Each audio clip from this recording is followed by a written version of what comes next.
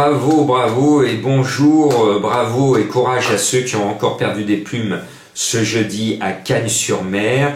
Les favoris pas là, il y en a un qui est là mais disqualifié après enquête et on nous sert sur un plateau du 47 contre 1, du 70 contre 1, du 87 contre 1. Eh bien, mesdames et messieurs les organisateurs de courses, si vous ne voyez pas que beaucoup de turfistes sont en train de délaisser l'institution des courses parce que ils en ont marre de ces courses qui ne sont plus du tout régulières. Bon voilà, point de suspension, je me fais juste le porte-parole de ceux qui sont en train de quitter l'organisme des Jeux alors qu'ils sont passionnés. Voilà, ce qui est dit est dit. Maintenant, on va se passionner malgré tout pour ce quintet à Vincennes vendredi soir. Il y a un ogre, il y a un conquérant, il y a un cheval qui fait peur à tout le monde. Hannibal Tuileries, le petit champion de Bruno, il porte le numéro 15. En conquérant, sabre au clair, il va de nouveau normalement gagner, parce que vous le savez, les vendredis soirs, c'est souvent de grosses cotes là aussi. Mais si tout va bien, le 15 Hannibal Tuileries va gagner la course. Et si tout va bien, le 10 Here We Go va finir deuxième. C'est un peu trop facile, vous ne trouvez pas? Parce que Here We Go est un bon cheval qui a décidé cet hiver de répéter toutes ses bonnes courses. Et puis, le 14 Gold Derpay est une cote légèrement spéculative parce qu'en temps normal, la star Alexandre Abrivard devrait être sur son sulky, mais il est convalescent suite à son accident de la route. Il est mené là par Johan Le Bourgeois. Gold Derpay est bien, l'engagement est bon, tous les feux sont au vert. Et puis, le cheval de Madame Colombo est un miraculé que j'aime bien aussi, c'est le 11 Gacho GL. C'est le petit crack de Romuald Maurice, mené par Éric Raffin. Et je voudrais dire merci à Romuald aujourd'hui dans ce quintet d'avoir respecté l'image de marque de son champion en ne déclarant pas une fausse pastille rouge sur ses chances. C'est très bien Romuald, si vous pouviez, s'il vous plaît, nous mettre des émojis verts quand vous êtes confiant, rouge quand vous n'y croyez pas, et comme tous les autres, peut-être ben oui, peut-être ben non en orange, ça serait génial, voilà.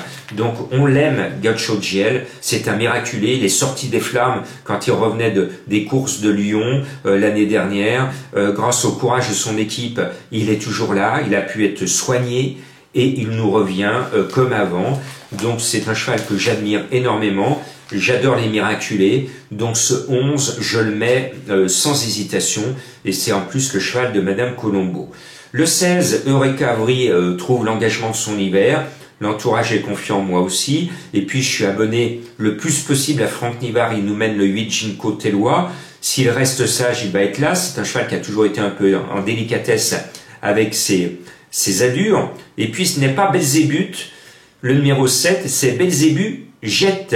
Eh bien, je pense qu'il peut nous faire connaître le paradis s'il est là. Il est annoncé à 25 contre 1. C'est la meilleure cartouche de l'entraîneur Bondo qui est doublement représenté. Ce 7 me plaît beaucoup. Et puis, le 6, Pinto Bob. J'aime bien David Temin. Et pour Pinto Bob, il faut que je vous rappelle quand même une histoire triste. Suite à sa victoire le 28 décembre 2021 devant un certain Vikens Agd Yield à Vincennes, ces deux chevaux venant du nord de l'Europe vont aller ensuite courir un quintet à Cagnes-sur-Mer et ce qui se passe, c'est que son le deuxième de Pinto Bob, je viens de vous dire son nom, meurt pendant la course et que Pinto Bob est indrivable. Il s'est plus tourné et les deux chevaux ont des comportements bizarres et il y en a un qui meurt en compétition.